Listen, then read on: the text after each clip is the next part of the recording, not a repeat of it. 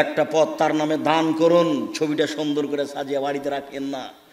কুসন্তান সেই যে সাজিয়ে রেখেছে বাপের ছবি, সেই অশিক্ষিত সন্তান সেই যে বাপের ছবি বা সুন্দর করে সাজিয়ে রেখেছে। মূর্খ সন্তান সেই যে তার বাপের মায়ের ছবিকে সুন্দর করে সাজিয়ে রেখেছে। ভদ্র উচ্চ শিক্ষিত, ভদ্র নম্র উচ্চ শিক্ষিত সেই ছেলে, যেই ছেলে বাপকে কবর দিয়ে সে বাপের একটা হজ করা ছবি ছিল পাসপোর্ট সাইজের, তাকে টুকরো টুকরো করে ছিঁড়ে ফেলে কবরের পাশে গিয়ে বলছে, আল্লাহুম্মা গফির লাবি ওয়ারফা দারজাতাহু ফিল মাহদিন ওয়াফসালহু ফি কবরি ওয়া নাব্বির লাহু ফিহি। আল্লাহ তুমি আমার বাপকে ক্ষমা করো, আল্লাহ তুমি আমার বাপকে উচ্চ মর্যাদাশীলের অধিকারী করো, আল্লাহ তুমি আমার বাপের কবরের শাস্তি মাফ করে দাও, তুমি আমার বাপের কবরকে আলোকিত করো, তুমি আমার বাপের কবরকে প্রশস্ত করো। তারপরে জানাজার দোয়াটা পড়বে। এ হলো সবচেয়ে ভালো ভদ্র নম্র উচ্চ শিক্ষিত ছেলে। সম্মানিত দিনী ভাই বোন, আমি বলছিলাম এখানে রাসূল সাল্লাল্লাহু আলাইহি সাল্লামের কথাগুলি শিষ্টাচার বলতে গিয়ে আবু হুরায়রা রাদিয়াল্লাহু তাআলা আনহু বলেন, রাসূল সাল্লাল্লাহু আলাইহি সাল্লাম বললেন, মনে রেখো আর রহমান শাহনাতুন মিনার রহমানে, নরম আচরণ রহমান থেকে নির্গত হয়েছে। রহমান বলেন, মান অসালাকে অসালতহু, মনে রেখো নরম আচরণ তোমাকে যে গ্রহণ করবে আমি আল্লাহ তাকে গ্রহণ করব। শুনে রেখো নরম আচরণ তোমাকে যে ছেড়ে দিবে আমি আল্লাহ তাকে ছেড়ে দেব। নরম আচরণ নেই যার আল্লাহ নেই তার, নরম আচরণ নেই যার আল্লাহ নেই তার। রাসূল সাল্লাল্লাহু আলাইহি সাল্লাম বলেন, আয়েশা রাদিয়াল্লাহু তাআলা আনহার বিবরণ আর রাহিমু মুআল্লাকাতুন বিল আরশে, নরম আচরণ আরশকে ধরে এভাবে ঝুলন্ত অবস্থায় আছে। নরম আচরণ আল্লাহর আরশকে ধরে এভাবে ঝুলন্ত অবস্থায় আছে। নরম আচরণ ঝুলন্ত অবস্থায় থেকে বলে, মান ওয়াসালানি ওয়াসাহুল্লাহ, আমাকে যে গ্রহণ করবে আল্লাহ তাকে গ্রহণ করবেন। ওমান কাতানি কাতাহুল্লাহ, আমাকে যে ছেড়ে দিবে আল্লাহ তাকে ছেড়ে দিবেন। মনে রাখবেন, নরম আচরণ দিয়ে অনেক কিছু করা যায়। নরম আচরণ দিয়ে আল্লাহকে সন্তুষ্ট করা যায়। আবু জাহল গিফারি রাদিয়াল্লাহু তাআলা আনহু বলেন, রাসূল সাল্লাল্লাহু আলাইহি ওয়াসাল্লাম বলেছেন, মান আহাব্বা আন ইউবসাতা লাহু ফি রিজকিহি, যে চায় তার রুজি বেশি হয়ে যাক, তার টাকা বেশি হয়ে যাক, যে চায় তার রুজি বেশি হয়ে যাক, তার টাকা বেশি হয়ে যাক, ওয়া ইউনসাহু লাহু ফি আসারিহি, তাকে আল্লাহ একটু বয়স বেশি দিয়ে দেখ, ফালিয়াসিল রাহিমাহু, সে যেন নরম আচরণ করে। এই ছেলে, বলো তো কি করলে বয়স বাড়বে? নরম আচরণ। বলো তো কি করলে রুজি বেশি হবে? নরম আচরণ। মনে থাকবে না মনে হয়? যারা দিন রাত টেনশন ভোগ করছে যে টাকা পয়সা সব হারিয়ে গেল, ব্যবসা বাণিজ্য মার খেলো, তাকে কি করতে হবে? নরম আচরণ গ্রহণ করতে হবে। আর একটু জরুরি, রাসূল সাল্লাল্লাহু আলাইহি ওয়াসাল্লাম বলেন, লা তারুদ্দুল কাদারা ইল্লা দুআ, দোয়া প্রার্থনা ভাগ্যকে পরিবর্তন করতে পারে। পৃথিবী সৃষ্টির 50,000 বছর পূর্বে যে ভাগ্য লেখা হয়েছে, মায়ের পেটে যেদিন 3-4 মাস, ওই ভাগ্য যেটা লেখা হয়েছে, আপনি যদি বেশি বেশি দোয়া প্রার্থনা করেন তাহলে সেটা কেটে দিয়ে আল্লাহ নতুনভাবে লিখে দিবেন। বেশি বেশি দোয়া প্রার্থনা করলে ওটা কেটে দিয়ে নতুনভাবে লিখে দিবেন। এরপরে আল্লাহ রাসূল বলছেন, এইটা খুব জরুরি। পরের বাক্যে রাসূল সাল্লাল্লাহু আলাইহি ওয়াসাল্লাম বলেন, ইন্নার রাজুলা লা ইউহরামু রিজকা বিযামবে ইসিবহু, মানুষ পাপ করলে রুজি কমে যায়। এই ছেলে, খুব যথাযথভাবে কথাকে মূল্যায়ন করতে হবে। পেশাব লাগুক, পায়খানা লাগুক, কিছুক্ষণ অপেক্ষা করবেন। আমি সারা রাত বক্তব্য দিই না, কাজে আপনি আমাকে কোনো সময় বিরক্ত বোধ দেখাবেন না। আর কোনো একটা বাক্যকে আপনি স্বাভাবিক মনে করবেন না, মনে করবেন কোটি টাকা দামের। আজ থেকে খুব ভালো করে মেনে নেন। এই ছেলে, তুমি ব্যবসায় মায়ের খাচ্ছ, তুমি কথা ভালো করে শুনে নাও। মুরব্বী আপনাকে বলছি, আপনার ছেলে মেয়ে ব্যবসায় মার খাচ্ছে, জমি জায়গায় অর্থ সম্পদে মার খাচ্ছে, সব কিছু হারালো। আপনি শুনে রাখেন, আমি বলিনি এই কথা। মুহাম্মদ সাল্লাল্লাহু আলাইহি সাল্লাম বলছেন, পাপ থাকলে রুজি কমে যাবে, পাপ থাকলে ব্যবসা বাণিজ্য মায়ের খাবে, পাপ থাকলে অর্থ সম্পদ নিচের দিকে নেমে আসবে। আব্দুর রাজ্জাক সাহেব, এই হিন্দুদের কি নেকি আছে? এই কথা বলে নিজেকে ধ্বংস করবেন না। আপনার বিচার হবে, তার বিচার হবে না। অতএব তারটা দেখে আপনার কোনো লাভ নেই, তার বিচারই নেই, তার দাড়ি পাল্লাই নেই, তার ওজনই নেই, তার হিসাব নিকাশই নাই। ফিনারে জাহান্নামে খালিদিনা ফিহা, সে চিরদিন জাহান্নামে থাকবে।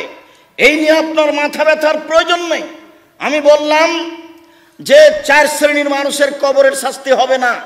1, রাতে সূরা মুলক পড়ে যে।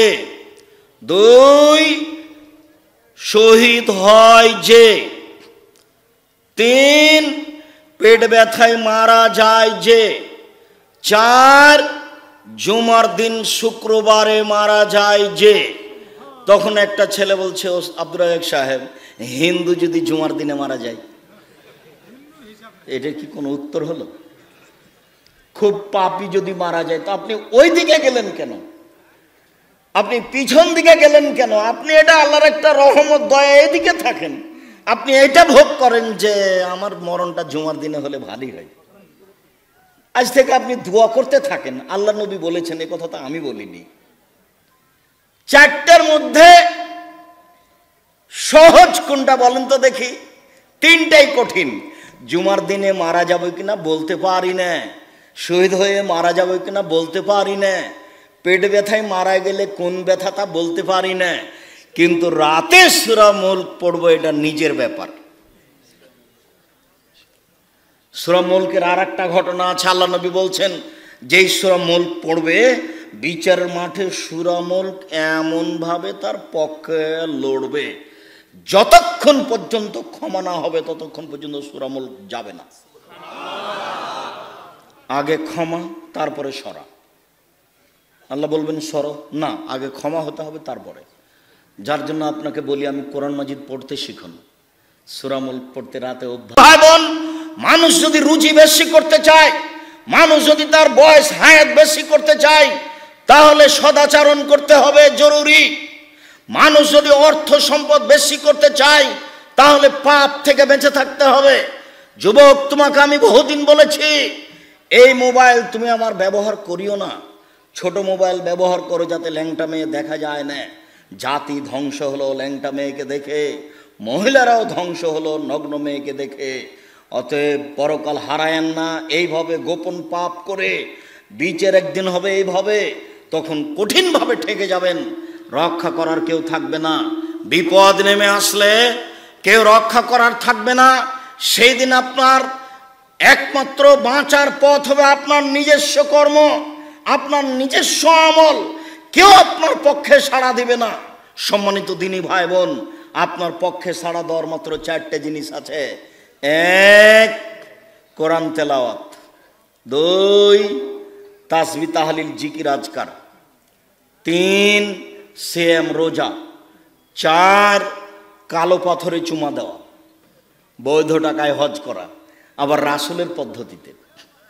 ঢাকাতে যদি লাব্বাইক আল্লাহুম্মা লাব্বাইক বলেন, তাহলে হজ বাদ পড়ে গেছে। আর যদি একাধিকবার উমরা করেন, উমরা করতে গিয়ে, হজ করতে গিয়ে, সেটাও বাদ। শুধু তপ করতে হবে, অন্য কিছু নয়। মানে ইবাদতের মধ্যে বিদআত ঢুকলে সব কিছু হারিয়ে যাবে। সম্মানিত দিনী ভাই বোন, আপনাকে আমি সদাচরণের কথা বলছিলাম। রাসূল সাল্লাল্লাহু আলাইহি ওয়াসাল্লাম বলেন, লাইসাল ওয়াসাল বিল মুকাফি, ওই লোকটা আমাকে ভালোবাসে তাই আমি তাকে ভালোবাসবো, এর নাম ভালোবাসা নয়। ও আমার সাথে সদাচরণ করে তাই আমি তার সাথে সদাচরণ করব, এর নাম সদাচরণ নয়। রাসূল সাল্লাল্লাহু আলাইহি ওয়াসাল্লাম বললেন, এজা কতিয়াত রাহমু ওয়াসালাহা, ও যত কাটে তুমি তত জড়াও, ও যত কাটে তুমি তত জড়াও। আমি আব্দুর রাজ্জাক বিন ইউসুফ নিজেও চেষ্টা করি, সামলাতে পারি না, কুলাতে পারি না। আমাকে কোনোদিন কারোর বিরুদ্ধে বলা লাগেনি, তবে মানুষ বলে আমি এটা শুনতে পাই, দেখতে পাই, নেটেও দেখতে পাই। আমি তো দেখি না, মানুষে বলে যে দেখি আপনার পিছনে বহু মানুষ লেগে আছে। আমি কবে লেগেছি সেটা দেখাও তো দেখি। আমি প্রয়োজন মনে করি না। আমি তুমি যাকে দেখছো পিছনে লেগে থাকতে আমি তার নামটাই নি না। খবরদার, খুব সাবধান। কোনোদিন মানুষের পিছনে লেগে নিজেকে সফল করতে চাইেন না। মানুষের পিছনে গেলে নিজের সফলতা অর্জন করতে চাইেন না, ভুল কথা। এমনি তো এটা গীবাত, যেদিন আলোচনা আসবে সেদিন ভিন্ন কথা।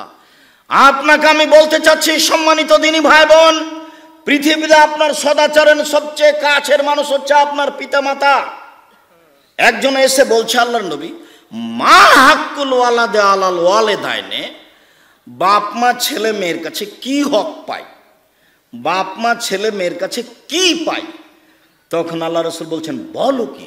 হুমা জান্নাত নারকা, তারাই দুজন তোমার জাহান্নাম, তারাই দুজন তোমার জান্নাত, তারাই দুজন তোমার জাহান্নাম, তারাই দুজন তোমার জান্নাত, ওরাই তোমার জাহান্নাম, ওরাই তোমার জান্নাত।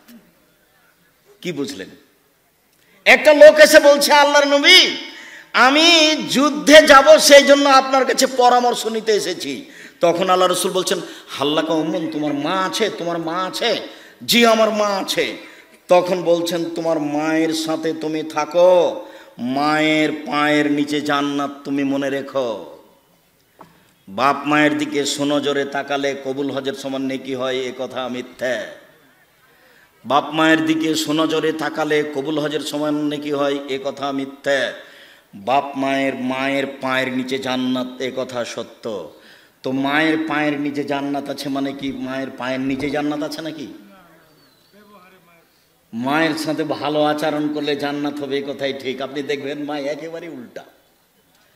দিন রাত দেখবেন আপনার মা আপনার বউকে গালি দিচ্ছে, আপনার স্ত্রীকে গালি দিচ্ছে, আর বড় মাছের চাকাটা আপনার বোনের ছেলের হাতে দিচ্ছে। টাকা আপনি যেটা দিয়েছিলেন সেটা আপনার বোনকে দিয়ে পাঠিয়ে দিয়েছে। আপনি যা দেখছেন সবই উল্টা। আল্লাহ এখন পরীক্ষা করছেন আপনাকে, আপনি পরীক্ষায় পড়েছেন, সাবধান। এখন আপনাকে পেশাব পায়খানা আপনাকে পরিষ্কার করতে হবে, কথা আমি বলেছি আপনাকে বহুবার। সন্ধ্যার সময় এসে দেখছেন আপনার মা বিছানে পেশাব করে ভিজা বিছানে শুয়ে আছে। আপনি আপনার স্ত্রীকে বললেন, হ্যাঁ তুমি আমার মার পেশাব পরিষ্কার করনি কেন?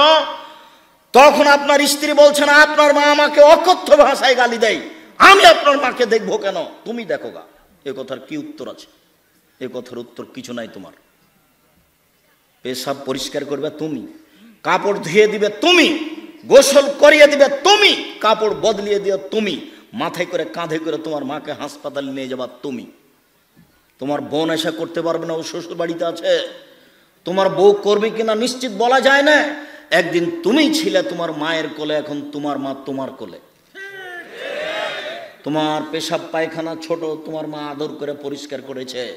বয়স্ক মানুষের পেশাব পায়খানা আদর করে পরিষ্কার করা যায় না, খুব কঠিন। মানে তুমি এখন পরীক্ষায় আছো, যার জন্য রাসূল সাল্লাল্লাহু আলাইহি ওয়াসাল্লাম বলেছেন এইভাবে দোয়াটা করিও, ও আউযু বিকা মিন আরদালিল উমর, আল্লাহ তুমি এই বয়স দিও না যাতে আমি অচল হয়ে যাব, আমাকে ধরে পেশাব পায়খানে নিয়ে যাওয়া হবে, এই বয়স তুমি আমাকে দিও না। এরকম রোগ ব্যাধি তুমি আমাকে দিও না যেটা আমি বিছানে পড়ে থাকবো, আমাকে ধরে পেশাব পায়খানা নিয়ে যাওয়া হবে, আমি বিছানায় পেশাব পায়খানা করবো। এটা কষ্টকর জীবন, এটা দেখাশোনা করাও খুব কঠিন। এরপরে আমি তোমাকে বলে রাখছি যুবক, আপনি আমার দিনী ভাই, আপনাকে আমি বলে রাখছি, মায়ের সেবা আর একজনের হাতে দিয়ে করতে হবে না, কাজের মেয়েদের করতে হবে না, স্ত্রী দিয়ে করার চেষ্টা করবে না। স্বেচ্ছায় কেউ করে সেটা ভিন্ন কথা। আপনি মনে করবেন এটা আমার জিম্মেদারি, কাপড় আমি পরিষ্কার করব। কলেজ থেকে এসে, স্কুল থেকে এসে, ব্যাংক থেকে এসে আগে মায়ের কাছে যাব, খবর নিব মা খেয়েছে কিনা, কাপড়ে পেশাব করেছে নাকি, সব কিছু দেখার পরে আমার খাওয়া আগে। ভুলে গেলেন আপনি সেই দিনের কথা। ওই দিনের কথাটা আমি খুব বারবার যখনই ছাত্রকে পড়াই তখনই আমার বাস্তবতা খুব কঠিন বলে মনে হয়। এটা কেমনে হয়? ওই যে ঘটনা, তিনজন লোক গর্তে আটকা পড়েছিল, তার একজন বলছে আমি আমার বাপ মাকে আগে খাওয়াই, তারপর আমার ছেলে মেয়েকে খাওয়াই। তো যখন উনি বলছেন আল্লাহ আমার এইটা নীতি, আমি একদিন দূরে ঘাস কাটতে যাই, গরু ছাগল নিয়ে যাই, এসে দেখি আমার বাপ মা ঘুমিয়ে গেছে, আমি দুধ দহন করে নিয়ে এসে দাঁড়িয়ে থাকলাম। আমার বাপ মাকে আমি জাগাতেও পারি না, আমার ছেলে মেয়েকে আমি খাওয়াতেও পারি না। ওয়াতা জাগাও না ইন্দা কাদামাইয়া, আমার ছেলে মেয়ে আমার দুই পায়ের নিচে চিল্লা চিল্লি করে কাঁদে। দাবিও দাম মাত্তা তালাল ফাজর, আমার ছেলে মেয়ে কাঁদতেই থাকলো, আমি গিলাস নিয়ে দাঁড়িয়ে থাকলাম। সকাল হয়ে গেল। আইন কোন তালাম, তুমি যদি মনে করে থাকো ইন্নি ফালতুকে আমি এই কাজটা করেছি লিপ্তকে ওছেকা আপনাকে একবারে সন্তুষ্ট করার জন্য, তাহলে তুমি আজকে গর্তের মুখ থেকে পাথর সরিয়ে দাও। আল্লাহ বলছেন ঠিক আছে, তোমার কথা মেনে নিলাম, আমি পাথর সরিয়ে দিলাম। হাদিস তো বুখারী মুসলিম, কিন্তু আপনি এর বাস্তবতা দেখেছেন? আপনার ছেলেটা ওখানে কাঁদছে, তা আপনি এখান থেকে লাফ দিয়ে দৌড়িয়ে বলছেন আব্বু আব্বু আম্মু আম্মু আম্মু। আপনার স্ত্রীর রান্নাঘর থেকে দৌড়িয়েছে, দুইজন মিলে নিচ্ছেন, কিন্তু সারা রাত ছেলে মেয়ে পায়ের নিচে কাঁদলো। হাদিস তো বুখারী মুসলিম, আমি তো কিছু বলতে পারি না, কথা আমি বুঝাতে পারিনি মনে হয়। হাদিস তো বুখারী মুসলিম, বাস্তব তো এটাই। কিভাবে এটা কত কঠিন, এটা এরপরে সে অটল, সে এটা করবেই। এরপরে সদাচরণের বস্তু হচ্ছে স্ত্রী। স্ত্রীকে কোনো সময় গালি দিবেন না, ও হচ্ছে আপনার জীবনের সবচেয়ে কাছের মানুষ। আর আপনার বাপ মা হচ্ছে জীবনে আপনার সবচেয়ে শ্রদ্ধার মানুষ। সবচেয়ে শ্রদ্ধার মানুষকে বাপ মা, সবচেয়ে ভালোবাসা স্নেহের আদরের মানুষকে স্ত্রী।